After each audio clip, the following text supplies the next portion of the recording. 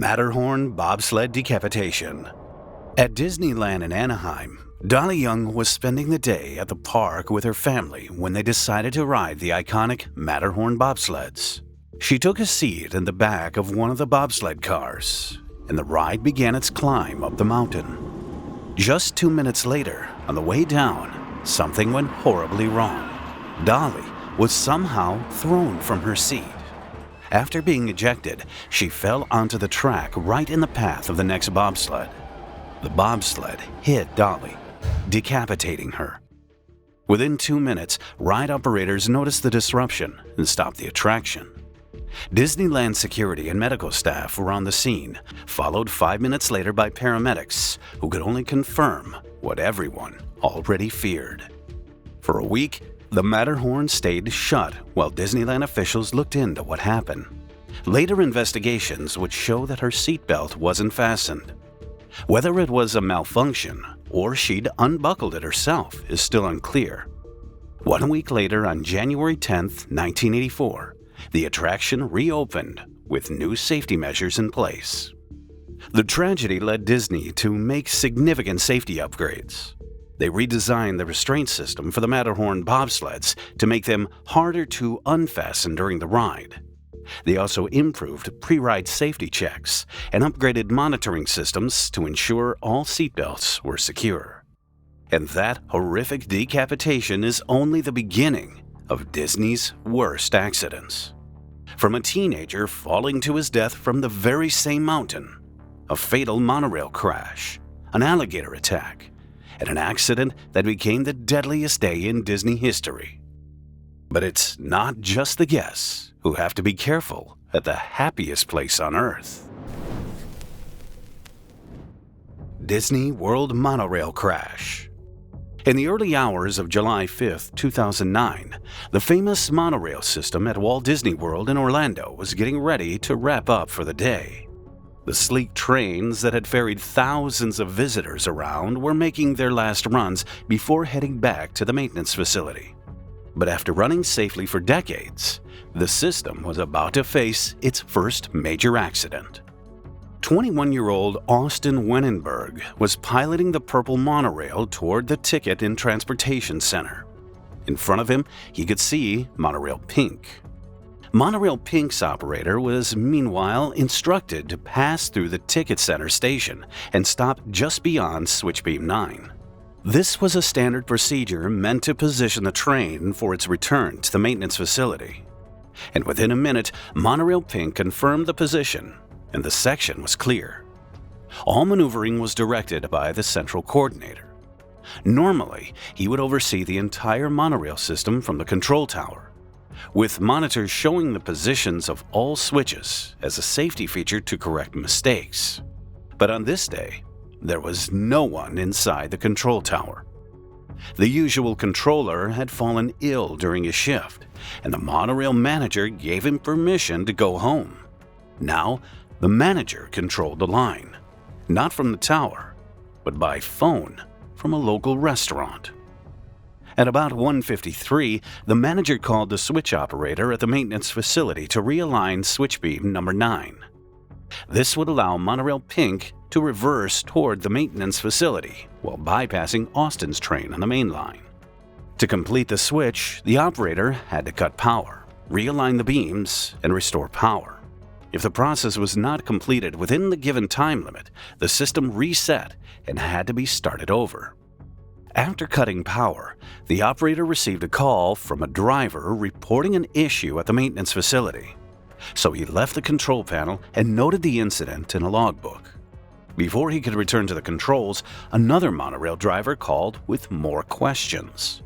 After dealing with these issues, the operator returned to the switch controls and reactivated power to the track, thinking the lines had been changed.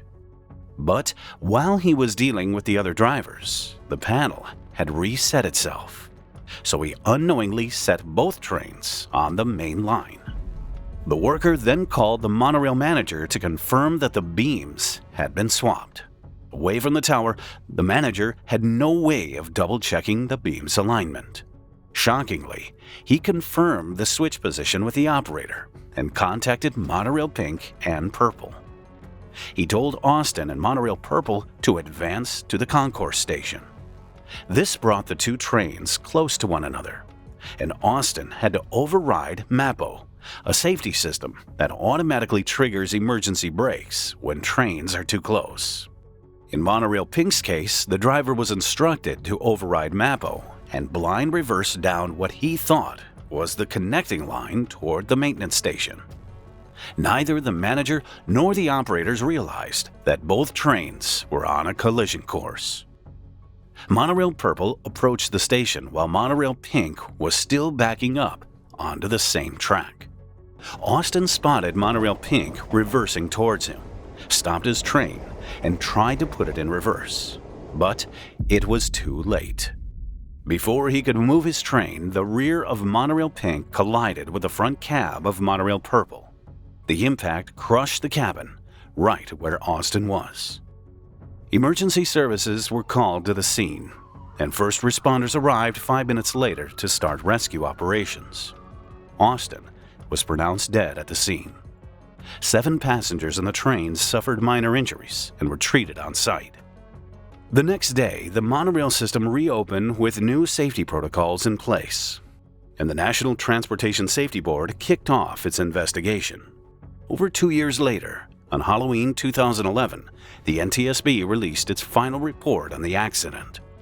The investigation found that the probable cause of the accident was twofold: the switch operator's failure to properly position switch beam 9, and the manager's failure to check the beam's position before giving the go-ahead for Monorail Pink to reverse. Contributing factors included Walt Disney World's lack of standard operating procedures for reverse driving, the fact that the manager wasn't in the tower, and poor visibility conditions due to fogged windows on the monorails.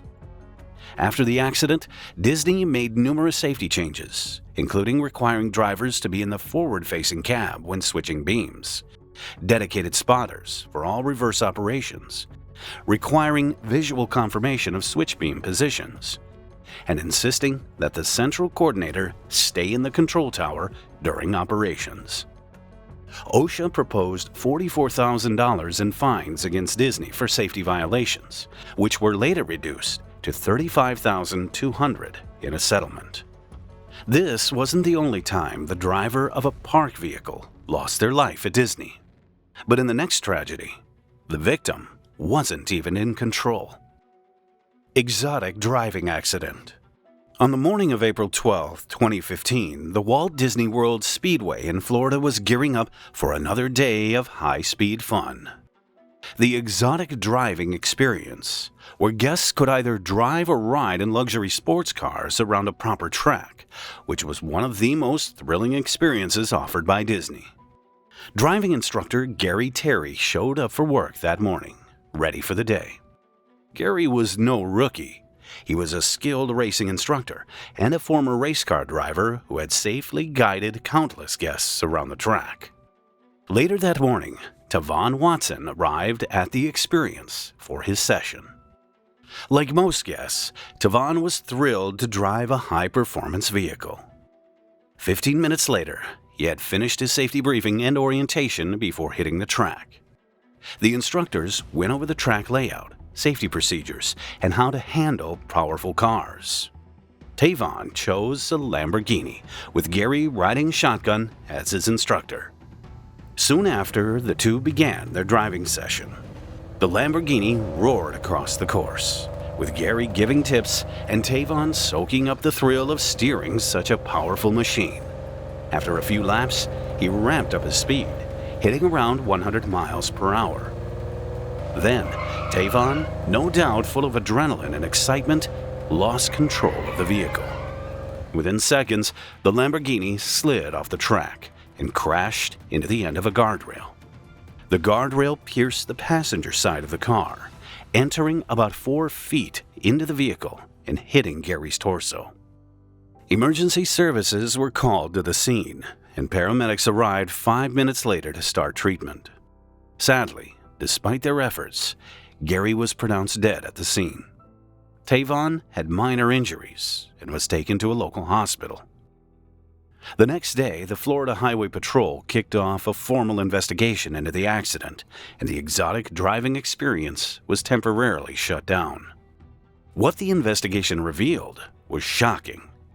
The exotic driving experience was running cars clockwise on a track designed for counterclockwise racing. The Richard Petty driving experience NASCAR cars ran counterclockwise on the same track. This choice meant that cars were exposed to the end of the guardrail, which had no crash cushion.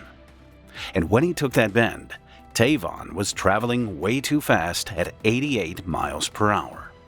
No charges were brought against Tavon as the crash happened on private property during a sanctioned event. The Walt Disney World Speedway was already set for demolition before the accident to make way for extra Magic Kingdom parking, and the facility closed permanently shortly after the incident. Next is a graphic roller coaster crash at Disney, one that was completely avoidable. Big Thunder Mountain Railroad crash. Resembling a train from the Old West, the lead car at Big Thunder Mountain Railroad is decorated to resemble a red steam engine. The roller coaster thrilled visitors since 1979, until one day, maintenance crews made a decision with fatal consequences. In the morning of September 5, 2003, Disney staff added train number 2 to the coaster. What the crew didn't know, or chose to ignore, was that this particular train wasn't safe. Over the next 47 minutes, the set completed 12 trips around the ride track. During these cycles, several cast members noticed strange clanking noises from the train. Unknown to all in attendance, a bolt holding the left side guide wheel on the ride's engine had become loose. When the coaster entered the last section, the final bolt holding the guide wheel in place gave way. It fell unnoticed on the track below. Because of the clanking sounds, Disney staff planned to retire the engine after its next run. In the meantime, 22-year-old Marcelo Torres and his friend were waiting in line for the ride. Perhaps feeling lucky, Marcelo was first in line and got to sit in the front car. With 24 excited passengers on board, including Marcelo, Big Thunder Mountain Railroad train number 2 began in the 13th cycle of the day. It completed the first third of the track as usual, but that's when things started to go wrong. As it took a banked right turn, the locomotive's wheel axles began shifting out of alignment with the track. The further the train traveled along the ride, the more unstable it became, its misplaced front wheel bouncing on fixed objects below the track. It reached an uphill tunnel section shortly after narrowly avoiding several objects that could have caused a derailment. But eventually, the train and its passengers were out of luck. The low-hanging wheel jammed against a brake section inside the tunnel. This caused a violent derailment and sent the locomotive into the tunnel roof. It snapped the tow bar connecting the passengers to the ride's engine. Unable to slow down and traveling at 30 miles per hour, Marcelo's car crashed into the stricken locomotive. It took the brunt of the impact, and he was struck in the head and chest. The rest of the vehicles rear-ended each other, creating a ripple of high-force collisions down the train. Now disconnected from the locomotive, and with no more forward momentum, the passenger-carrying cars coasted back down the tunnel hill, coming to a stop at the bottom. Within a minute, ride operators and other Disneyland employees rushed to the scene, finding a horrific sight. The weight and force of the locomotive had crushed the car, causing severe injuries to Marcelo and other passengers. Despite the urgency, rescue teams had to stabilize the cars before reaching the injured. This left the riders trapped in a precarious position. The most critical passenger to reach was Marcelo, sitting on the right side of the lead car. He took the full force of the impact. As the fire crews stabilized the cars, a treatment area was set up close to the Thunder Mountain entrance. Approximately 10 minutes after the crash, paramedics were able to free the first guests. At the same time, a Disney employee called the Anaheim authorities to report a severe and possibly fatal accident. His fears were confirmed shortly after, as the medical crews couldn't reach Marcelo in time. He was confirmed dead on the scene. This meant the distraught passengers had been stuck in the rows directly behind his body for up to half an hour. 10 other riders received medical treatment, including Marcelo's friend. Their ages ranged from small children to adults, and the most severe injuries included facial cuts and broken ribs. Big Thunder Mountain Railroad was immediately closed for investigation, while the rest of the park remained open. An autopsy later confirmed that Marcelo Torres had suffered a massive blunt force injury to his chest. This fractured his ribs, which cut into his lungs and caused him to bleed to death. The investigation found that, first and foremost, improper maintenance was cause of the accident. Fasteners on the left guide wheel on the locomotive's floating axle were not tightened and secured properly. The maintenance procedure called for 2 mechanics to verify the work, but this protocol wasn't followed. Further investigation into the cause of the crash also showed a history of corner cutting by maintenance staff. Of the top findings, an outside mechanic falsified paperwork confirming tasks such as tightening bolts and repairing electrical wiring were completed. In-house mechanics also ignored a yellow warning tag attached to the wheel assembly, as more false documentation indicated the issue had been fixed. Even supervisors signed off on the paperwork without reviewing it. Finally, an audit process was never applied to review protocols and ensure staff understood their maintenance duties. The investigation concluded that if proper maintenance procedures had been followed, the accident would have never happened. This led to a wrongful death lawsuit filed by the Torres family against Disney, which was eventually settled for an undisclosed amount. For this one, we have to go back to the beginning, at least as far as fatal accidents are concerned. Bobsled Incident. May 19, 1964 marked a dark milestone in Disney history. On that spring afternoon, 15-year-old Mark Maples from Long Beach, California visited Disneyland with his friends. The teenagers were ready to hit the rides, especially the Matterhorn Bobsleds attraction in Fantasyland, which had been a fan favorite since it opened in 1959. Mark and his group headed over to the Matterhorn. This iconic mountain, towering at 147 feet, was the first tubular steel continuous track roller coaster ever built and was cutting edge for theme parks at the time. 15 minutes later, Mark got into a Matterhorn bobsled with a friend. The ride vehicles back then were a lot simpler than what you see today, with just basic lap bars to keep riders secure. As they started climbing up the mountain, something happened that would set in motion a tragic chain of events. While the bobsled was climbing, Mark's friend unfastened his safety restraint as a prank. It was a moment of teenage recklessness that would have deadly consequences. 3 minutes later, during the ride's descent, Mark stood up in the bobsled. Whether he was trying to show off or just adjust himself is unclear. What is clear is that he lost his balance and fell out of the bobsled. The teenager fell about 30 feet onto the track below, suffering severe head and internal injuries on impact. Minutes later, ride operators noticed what had happened and stopped the attraction. After 10 minutes, Mark was rushed to a local hospital with life-threatening injuries. For 3 days, doctors worked hard to save him while he remained in critical condition. Sadly, despite their efforts, on May 22, 1964, Mark passed away. The tragedy marked the end of Disneyland's 8-year run without any fatal accidents since the park opened in 1955. It led Disney to roll out several important safety enhancements. After a week of inspections, retraining, and procedural reviews, the Matterhorn Bobsleds attraction reopened on May 30th with the new safety measures in place.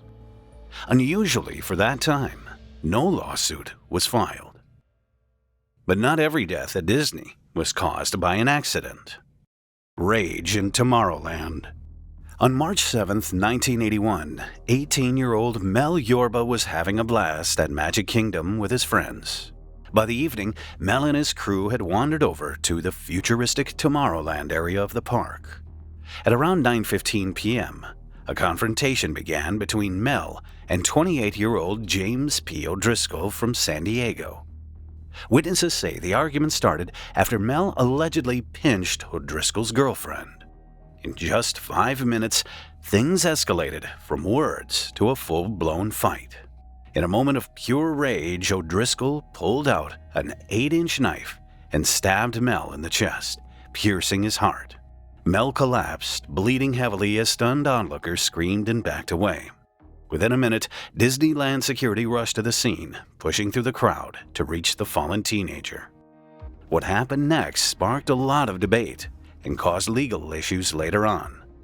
Instead of calling outside paramedics right away, Disneyland staff decided to take Mel to a hospital in a park van, following the park's policies at the time. Despite medical efforts, Mel was pronounced dead at 10:15 p.m., 1 hour after he was stabbed. The first homicide in Disneyland's history shattered the park's carefully crafted image as a safe haven from the dangers of the outside world. O'Driscoll was found guilty of second-degree murder in Mel's death and sentenced to 16 years to life in prison. This incident brought about some major changes in Disneyland's emergency response protocols.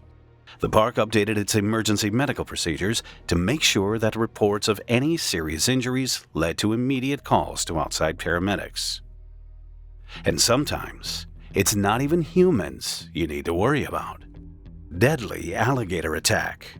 On June 14, 2016, the Graves family, made up of Matt, Melissa, their 2-year-old son Lane, and their 4-year-old daughter, were enjoying a dream vacation at Walt Disney World's Grand Floridian Resort and Spa.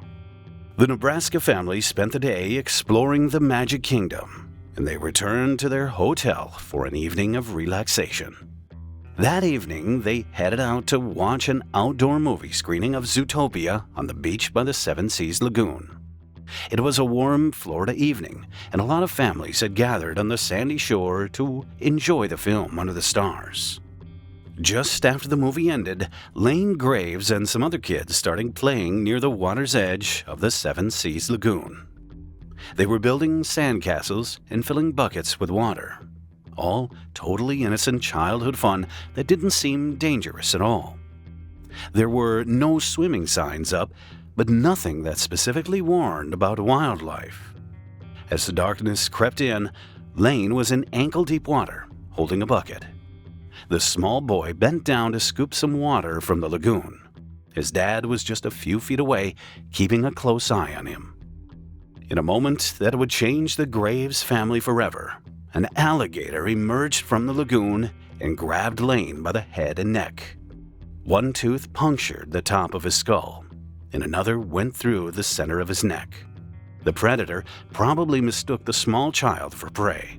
The attack was swift and silent. Within seconds, Matt rushed into the water.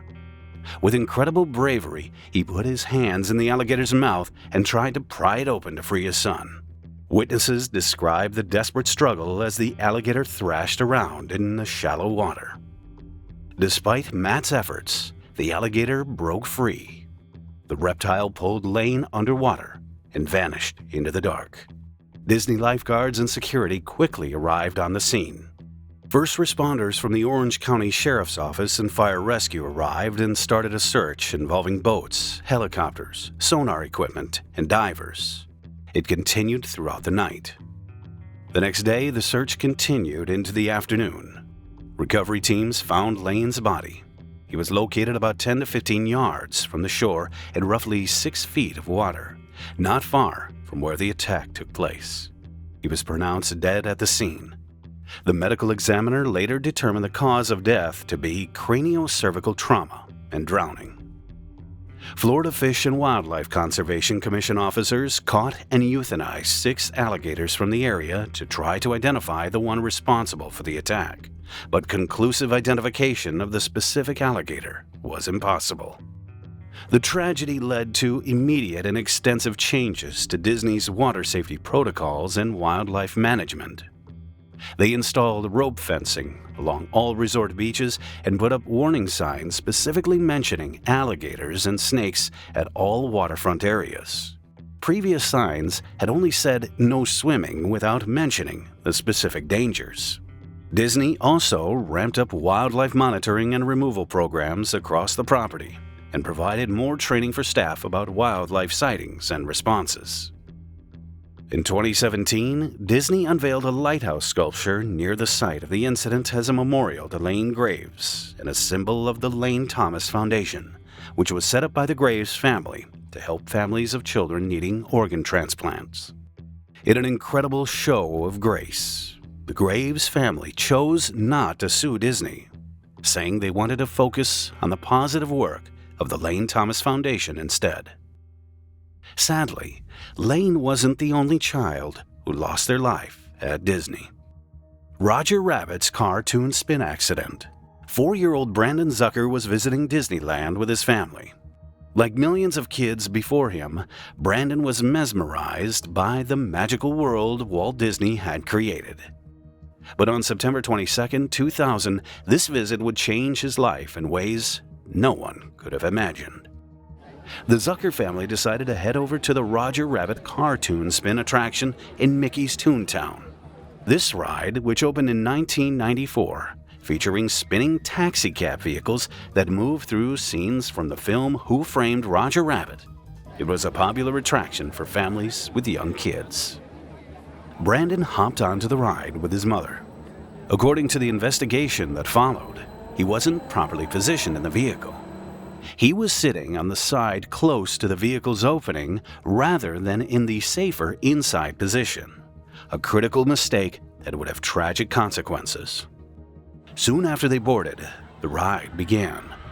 The taxicab vehicles moved along the track while spinning, adding a bit of unpredictability and fun to the experience. For most riders, this created a fun sense of disorientation. For Brandon, it created danger.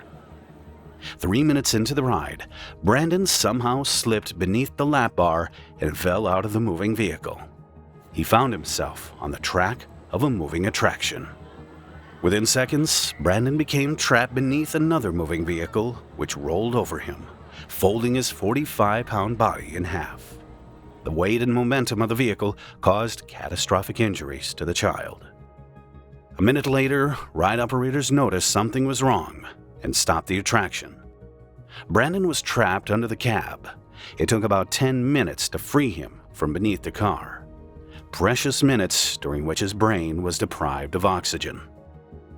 When the boy was finally pulled out from beneath the vehicle, he was unconscious and had suffered severe internal injuries.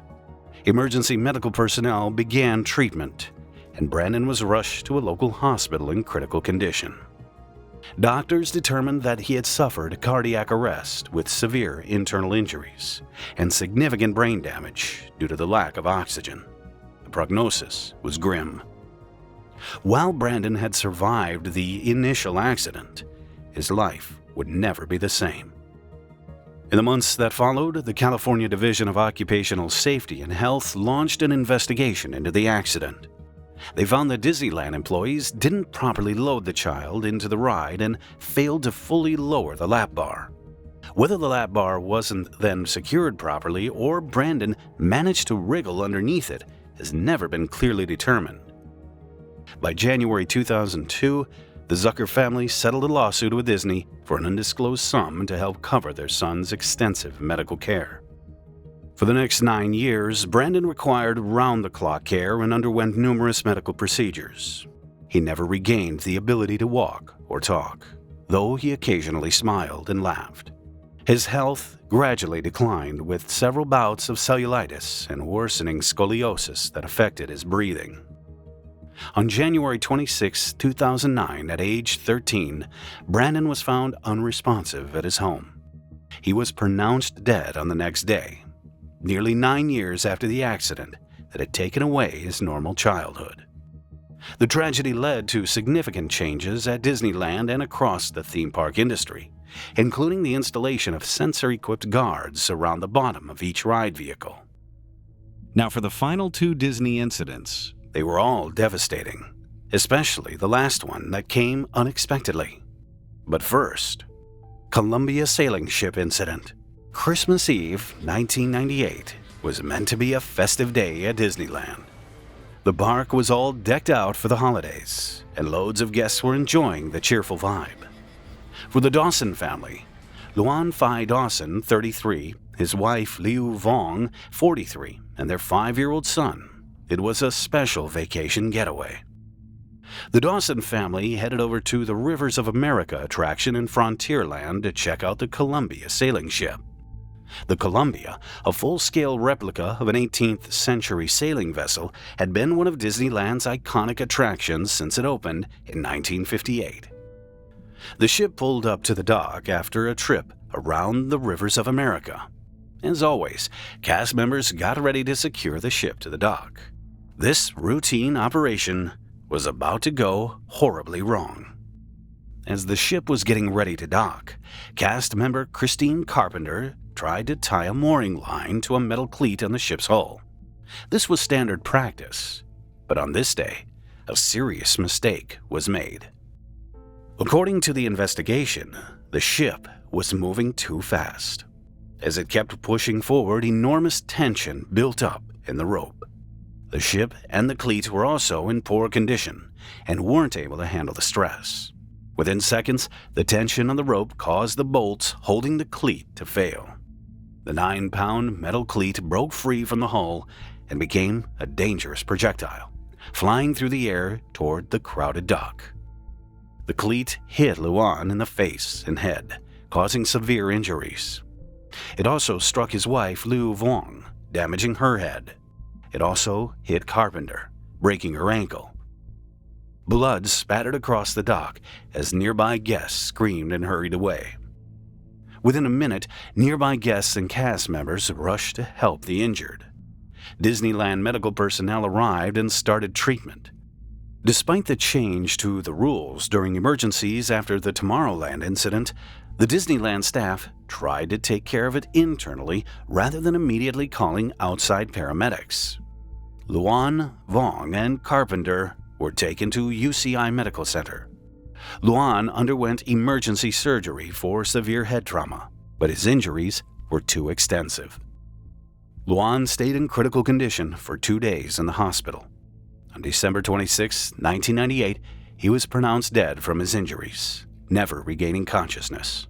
His wife and Carpenter survived their injuries. In the days and weeks that followed, an investigation uncovered that Carpenter hadn't received the required 8-hour training and was working the dock alone, which went against park policy. Additional findings revealed that the cleat had existing issues that hadn't been fixed during maintenance. Disney was fined $12,500, the maximum allowed for these violations. The investigation concluded that Disney knew or should have known about the risk of serious harm. This incident, again, led to major changes at Disneyland and across the theme park industry. Disney brought back lead foremen on most attractions for better supervision. The Anaheim Police Department stationed officers in the park for quicker emergency response. Perhaps most importantly, the accident helped push through California's amusement ride safety law in 1999, which required state oversight of fixed-location amusement parks. Before this law, there wasn't any state or county agency keeping an eye on ride safety at theme parks in California. Disney ultimately accepted responsibility and settled with the Dawson family for around $25 million, one of the biggest settlements in theme park history at the time. Today, the Columbia still sails the rivers of America at Disneyland, but with much better safety procedures and training requirements. And now for the worst incident at Disney, and one that didn't even happen inside one of the parks. Plane crash at Epcot. On the morning of November 21st, 1984, a family of 5 got on a single-engine Piper Archer aircraft in Greenville, South Carolina. They were headed for a dream vacation at Walt Disney World in Florida. Instead, they would become part of the deadliest incident in Disney Parks history. On board were the pilot, his wife, and their 3 kids, including a 1-year-old daughter. The family was buzzing with excitement about their upcoming Disney adventure. As the plane got closer to Orlando, things went wrong. The aircraft started having engine trouble. Several witnesses on the ground near Disney World reported hearing the engines sputter and then cut out entirely. The pilot was now facing a life-or-death situation. With the engine out and the plane losing altitude quickly, the pilot frantically searched for a place to make an emergency landing. He spotted what looked like an open area, the Epcot Center parking lot. It was a desperate decision. 2 minutes later, while flying at very low altitude and airspeed, the aircraft's right wing struck a light pole in the parking lot. The collision severed the wing, causing the plane to nosedive into the ground about 150 yards from Disney's airfield and 1.5 miles from Epcot Center. The aircraft crashed into several parked cars in the Epcot parking lot and then erupted into flames, sending black smoke rising into the clear Florida sky. Terrified parkgoers and employees watched in horror as the tragedy unfolded. Within minutes, Disney security personnel and emergency responders rushed to the scene. 5 minutes later, firefighters began battling the blaze and trying to rescue the occupants. The human toll was heartbreaking. The pilot, his wife, and their 1-year-old daughter were pronounced dead at the scene. The couple's 2 other children survived with serious injuries and were rushed to local hospitals. Several parked cars were damaged or destroyed in the crash and subsequent fire, but thankfully, no one on the ground was injured. In the days that followed, the National Transportation Safety Board launched an investigation into the cause of the crash. Their findings pointed to a preventable tragedy. No fuel was found in the fuel lines or tanks of the aircraft, suggesting that fuel exhaustion caused the engine failure. The investigation also revealed that the private pilot had very little experience, with only 79 logged flight hours. His decision to try an emergency landing in the parking lot was deemed appropriate given the circumstances, as it was the largest open area available. However, hitting the light pole was the critical factor that turned a potential emergency landing into a fatal crash. While this incident didn't lead to specific operational changes at Disney parks, it did result in improved emergency response protocols for incidents in parking areas and better coordination between Disney emergency services and local first responders. The 1984 Epcot plane crash remains the deadliest incident on Disney property, claiming 3 lives, including a child. Though it wasn't directly related to park operations, it serves as a sobering reminder that even the most magical places on Earth can be touched by tragedy without warning. If you found this video interesting, please consider subscribing. It's helping a lot.